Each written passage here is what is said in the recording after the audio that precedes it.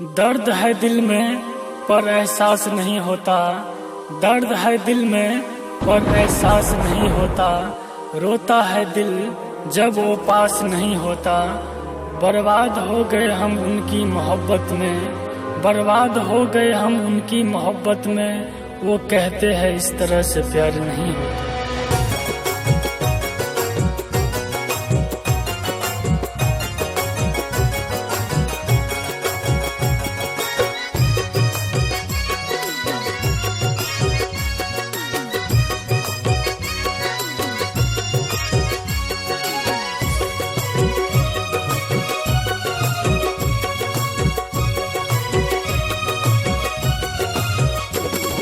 जाता रुपिया के देश, तोहरा यार के लागल संदेश। तू तो जाता रुपिया के देश, तोहरा यार के लागल संदेश। तू तो बस जइब पिया अंगनमा, हम छोड़ जाइब दुनिया जहनमा।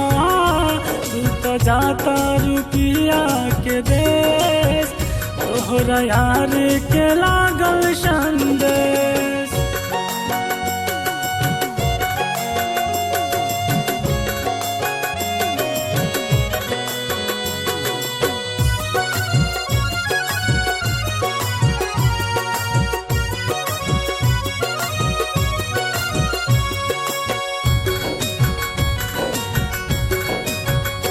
हमरा साथे तू खैलू कसम, तू तो भूल गैलू जन्मो जन्म। हमरा साथे तू खैलू कसम, तू तो भूल गैलू जन्मो जन्म। हम तो तोहरे देखली सपनमा, हम छोड़ जाइब दुनिया जहनमा।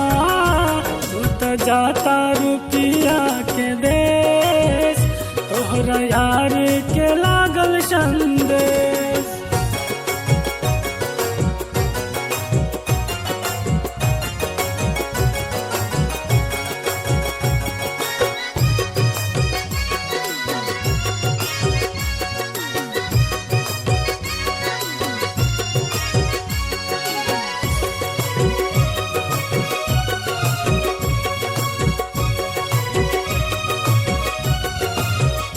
हमरा दिल पर छुरी चलबलू, भरी महफिल में शादी रचबलू। हमरा दिल पर छुरी चलबलू, भरी महफिल में शादी रचबलू। तोहरा बिन हमर लागे न मनमा, हम छोड़ जाइब दुनिया जहनमा। तू तो जाता रुपिया के देश, तोहरा यार के लागल संदेश।